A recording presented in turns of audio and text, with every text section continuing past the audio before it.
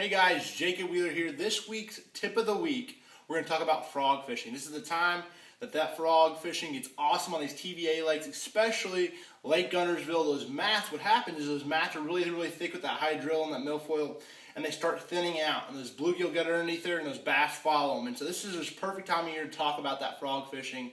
But I want to talk about my favorite 3 frogs for every situation. Every frog's not created equal.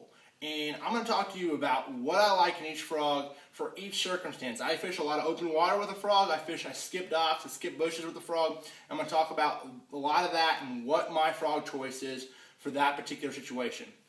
First off, because it's this time of year, let's talk about mat fishing. My favorite frog, now it's not necessarily colors, there's a lot of different colors out there, but frog is the Snag Proof Bobby's Perfect frog. And why do I like this frog that much? As far as mats, is because it's a broader head on it, okay? So it has a wider body, and it displaces more water, so it has more bob to it. And that allows those fish to really key in on that frog and get that frog a lot better. And so when they're up underneath the mat, they look there and they're trying to feel and try to figure out where that frog is, and allows them to get that. It also has a really good hook in it. That's a 4-aught Gamakatsu, which is my favorite frog hook out there. If you look at a lot of the frogs out there, the Gamakatsu EWGs are super important as far as that is just having that EWG hook in there.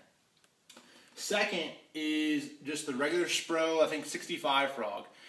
This particular frog is the frog that I throw around bushes skipping. It's a really good skipping frog. Has a lot flat surface, and it's really good around pads. And the reason why it's so good around pads is that narrow head.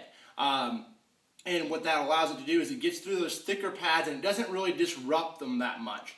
It's more natural. Instead of throwing those wider, broader head frogs that get caught up in those pads, you might be missing a few bites. So that's the reason why I use that Spro 65. Also has a 4-aught hook in it. Bigger bite, has more bite in there. So in that heavy cover situation, I want that big bite and that big hook in there. So that's my frog for skipping around, heavy cover, like the bushes, and throwing around a lot of those pads. Now, last but not least is my open water frog. I get both these Spro frogs at American Legacy Fishing Company, which is down in Evansville, but also online, so check those people out. They're awesome. But the Spro popping frog is my open water frog, and I don't work this frog really like fast or like a pop-R. Some people ask you, well, you use it as a pop-R and pop it. I don't use it. This is my skipping open water frog, so I can skip it around just some overhang trees, around docks, around seawalls, but it walks really well because of that cup mouth. It walks really well around stuff. The only down thing to this particular frog, the downfall to the frog is a 3-aught hook. So I'm not going to use this as much in the heavy cover. If I can get away with it, I'll throw that Spro before I'll throw for this frog, the Spro 65, because it has that 4-aught hook and it has a little bit more bite. So that makes a little bit more sense.